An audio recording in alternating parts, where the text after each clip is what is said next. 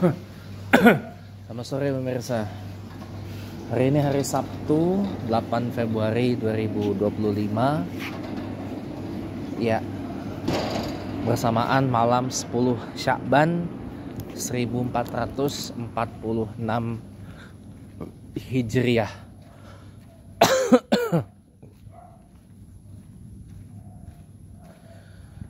Ya, sore ini kita akan membahas tentang adili Jokowi, ya. Jadi mulai banyak teman-teman ya gerakan adili Jokowi, bahkan sudah masuk ke kampus-kampus ya. Sudah masuk ke kampus-kampus. Ditambah juga ada coretan-coretan di tembok yang ditemukan di berbagai lokasi di Indonesia yang bertuliskan adili Jokowi. Nah, jadi bersamaan dengan pembahasan kita pada sore hari ini, teman-teman, jadi mari kita kulik pembahas tema ini dengan lebih mendalam. Ini ada anjing liar itu depan saya itu, ya. Ada anjing liar yang melarikan diri. Kalau saya bawa mobil mungkin kita nggak akan bikin konten kayak gini gitu ya. Depan saya tuh anjing liarnya, biar dia minggir dulu, atau saya yang minggir karena saya takut anjing kebetulan. Jadi gini teman-teman ya, sore ini kita akan berbicara tentang adili Jokowi. Ini kan murni adalah sebuah gerakan rakyat ya, gerakan kerakyatan yang jengah dan boleh kita bilang muak dengan tingkah laku daripada mantan Presiden Jokowi yang sejak tahun 2023 ini melakukan manuver politik yang cenderung merusak bangsa dan negara Republik Indonesia, terutama melalui abuse of power, penyalahgunaan kekuasaan, penyelewengan jabatan, dan juga pengrusakan terhadap konstitusi negara kita, atau boleh kita bilang sebagai constitutional vandalism atau vandalisme konstitusi yang mengubah ya persyaratan pencalonan calon presiden dan calon wakil presiden yang diatur dalam Undang-Undang Pemilu tahun 2017 menjadi minimal berusia tetap pada usia 40 tahun, namun ditambah dengan alinea pernah berpengalaman atau pernah menjabat sebagai kepala daerah. Nah, ini kan membuat publik itu jadi marah. Dan apalagi pada saat kejadian itu Pak Jokowi ini adalah presiden yang sedang menjabat, incumbent president kalau bahasa Inggrisnya, presiden petahana yang sedang menjabat. Nah, jadi Jokowi menjabat presiden, jabatan presiden itu disalahgunakan oleh Jokowi untuk memvandalisasi Mahkamah Konstitusi. Memvandalisasi Mahkamah Konstitusi untuk semata-mata agar sang putra Gibran Rakabuming Raka bisa dicalonkan sebagai calon wakil presiden, bukan calon presiden. Karena calon presidennya Jokowi telah menunjuk Pak Prabowo Subianto untuk meneruskan kepemimpinannya. Ada kode-kode yang terselubung di situ. Sebelum itu. Nah, kemudian apa yang terjadi? ya. Di tengah vandalisasi itulah publik marah. Mereka yang tadinya simpatik, termasuk saya ya, yang tadinya simpatik dengan Jokowi, mendukung Jokowi, menarik dukungannya, menarik simpatinya dari Jokowi, karena ini sudah kebelinger gitu loh.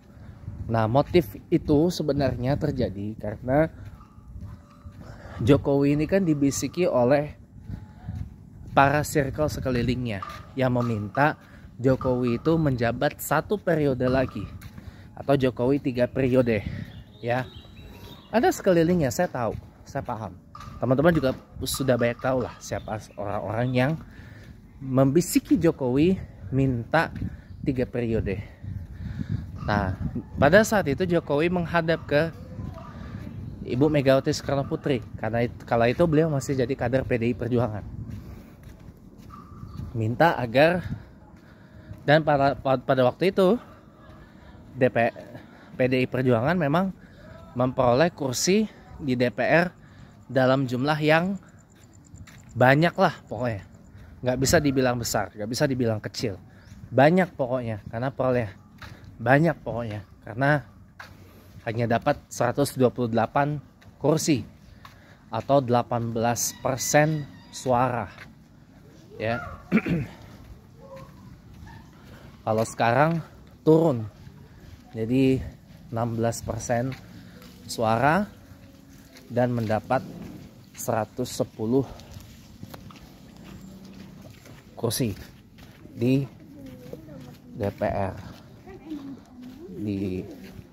untuk periode 2024-2029 ini. Trailing diikuti oleh Partai Golkar dengan perolehan 102 kursi di DPR. Perhatikan beda-beda tipis lah. Kalau PDIP dapat 16%, 16, sekian persen, Golkar berarti dapat 15% suara di DPR untuk 2024-2029. Nah, terlebih lagi pada saat itu koalisi yang mendukung Jokowi ini adalah koalisi yang super besar. Jadi memungkinkan bagi adanya amandemen untuk presiden bisa tambah 1 periode lagi.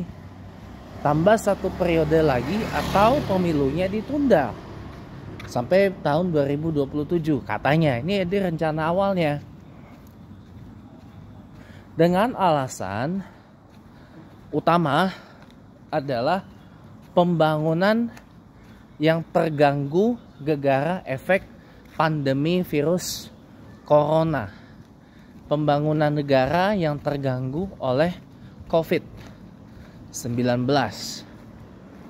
sehingga banyak program-program pembangunan yang dicanangkan oleh Presiden Jokowi jadi tidak maksimal. Nah, terutama lagi tentang IKN. Nah, disitulah terkuak dan terkulik mengapa Jokowi minta 1 periode lagi yang ditolak oleh Megawati Soekarno Putri, yang ditolak oleh PDIP. Endingnya adalah Jokowi dipecat oleh PDIP, dipecat oleh PDI Perjuangan. Jadi ya disitulah mulai itu Jokowi mengkerahkan orang-orangnya untuk terus menerus dengan membabi buta menyerang dan membusukkan dan membusukkan nama daripada PDI Perjuangan. Saya tahu. Jadi itu kronologinya mengapa jadi begini keadaan negara kita. Mengapa jadi begitu? Si Jokowi itu mengerahkan para ternak-ternaknya untuk membusukkan dan memframing jelek PDI perjuangan. Nah itu biar teman-teman tahu. Itu biar teman-teman tahu ya. Jadi itu alasannya mengapa Jokowi ini bersemangat sekali mengkerahkan buzzernya, mengkerahkan para ternaknya untuk membusukkan PDI Perjuangan. Ambon Manise, mantap kali. Depan ada orang pakai kaos Ambon Manise.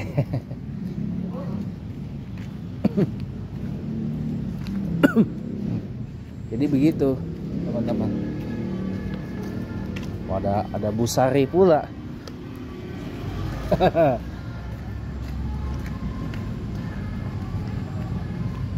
Tahu itu Busari dari mana? Ya jadi begitu teman-teman. Biar tahu. Nah terkait dengan masalah adili Jokowi, ini kan tuntutan sebenarnya. Tuntutan daripada masyarakat kepada presiden yang menjabat sekarang, yaitu Bapak Presiden Prabowo Subianto. Ya. Tuntutannya adalah agar Bapak Presiden Prabowo ini tuh memiliki keberanian untuk mengadili Jokowi, mantan Presiden Jokowi. Karena kasus hukum yang terjadi, yang dilakukan oleh mantan Presiden Jokowi itu banyak sekali teman-teman. Nah masalahnya, kita kan tahu sendiri bahwa Presiden Prabowo ini adalah ternyata adalah penakut dengan Mulyono. Karena Jokowi pun merasa telah menyandra Presiden Prabowo dengan masalah alutsista bekas, pesawat bekas, food estate, dan masih banyak lagi yang lain. Itu. Tapi ya seharusnya Presiden Prabowo jangan takut, karena beliau kan presiden, punya otoritas tertinggi, dan beliau juga adalah kepala eksekutif tertinggi di negara Republik Indonesia ini. Jadi harusnya Bapak Presiden Prabowo Subianto ini harus berani. Jadi Presiden Prabowo ini harus berani untuk mengambil langkah keluar dari minimal adalah keluar dari bayang-bayang dari Pak Jokowi, mantan Presiden Jokowi. Minimal itu. Kalau Presiden Prabowo sukses keluar dari bayang-bayang dari mantan Presiden Jokowi, maka insya Allah kepresidenannya Bapak Prabowo Subianto itu akan sukses besar. Dan setidaknya Bapak Presiden Prabowo ini bisa menjadi dirinya sendiri dalam menjalankan tugas-tugasnya sebagai presiden. Dan visi misi, cita-cita, angan-angan dan keinginannya, dan yang menjadi aspirasi mendalam dari Bapak Presiden Prabowo jauh sebelum beliau sukses jadi presiden, ya, itu bisa tercapai gitu. Jadi harapan saya gitu teman-teman. Jadi mudah-mudahan Bapak Presiden Prabowo ini punya keberanian untuk tampil sebagai kepala eksekutif tertinggi di Republik ini. Bahwa sebenarnya, dan jangan lupa, Presiden Prabowo tidak boleh lupa bahwa beliau masih memiliki pendukung setianya yang loyal. Beliau masih memiliki pendukung setianya yang loyal. Ingat itu. beliau masih memiliki loyalis, walaupun belakangan tertutup, overshadowed oleh para massa yang tadinya adalah pendukung Jokowi, dan massa ini menyebut dirinya kaum tegak lurus Jokowi. Jadi kemana arah Jokowi dia pada merapat ya gitu ya. Dan mereka yang mengaku arus bawah relawan Jokowi, yang ngakunya mereka tidak pilih Prabowo tapi mereka pilih si Gibran Fufupret itu ya.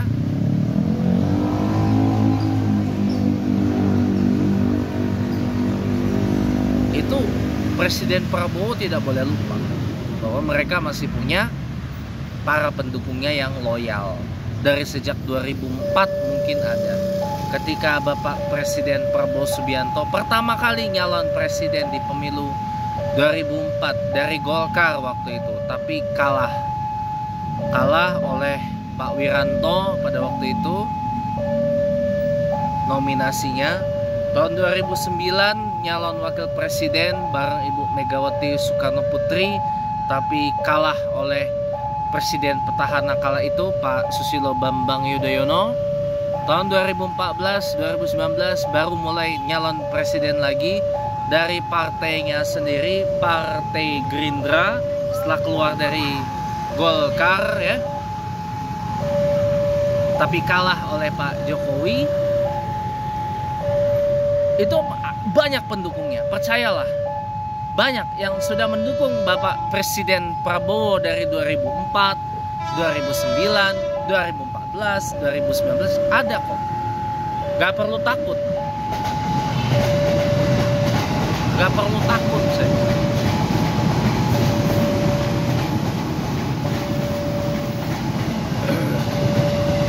Tidak perlu takut sebenarnya. Yang paling penting adalah Presiden Prabowo berani tampil beda, berani tampil menunjukkan siapa dirinya,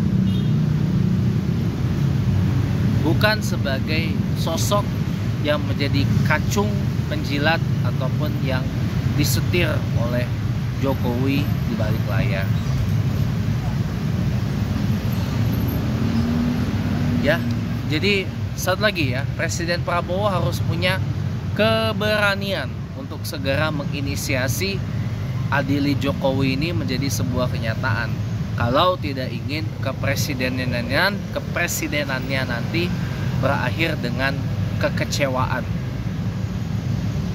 Jadi ibaratnya kasihan para pendukung loyal Bapak Presiden Prabowo nanti malah kecewa dengan dukungannya, dan harus capek-capek nanti memframing atau capek-capek menarasikan kinerja Presiden Prabowo tuh bagus gitu ya. Apalagi nanti Gibran OTW nyalon 29 ya, masanya pasti akan merapat ke sono semua, ditinggal Presiden Prabowo nanti. Narasinya pun juga macam-macam gitu. Jadi harapan saya mudah-mudahan Presiden Prabowo ini berani dalam menjauh dari bayang-bayang dari mantan Presiden Jokowi dan keluar dari pasungan Jokowi, kroni, dan para bazar-bazar ternaknya. Jadi tetap semangat untuk Presiden Prabowo. Walau saya tidak mendukung dan tidak memilih beliau, tapi hasil pemilu dan secara konstitusi sudah memang menetapkan presiden adalah Bapak Prabowo Subianto. Jadi mau tidak mau harus kita dukung bersama. Kalau yang benar kita dukung, kalau yang salah kita kritisi. Itu baru namanya berdemokrasi yang baik dan benar, bukan sentimental gitu ya. Jadi yang kita kritisi bukan personanya, tapi kinerjanya. Apalagi ini sudah 100 hari ya, sudah 100 hari. Baik, terima kasih sudah menonton. Jangan lupa terus subscribe, terus support channel YouTube saya. Dan untuk Sunday with James Cohen Smith Windsor, besok hari kemungkinan kalau tidak tayang pagi, tayangnya malam atau siang ya. karena besok pagi saya ada acara yang membutuhkan tenaga yang lebih. Terima kasih teman-teman, selamat sore dan sampai jumpa.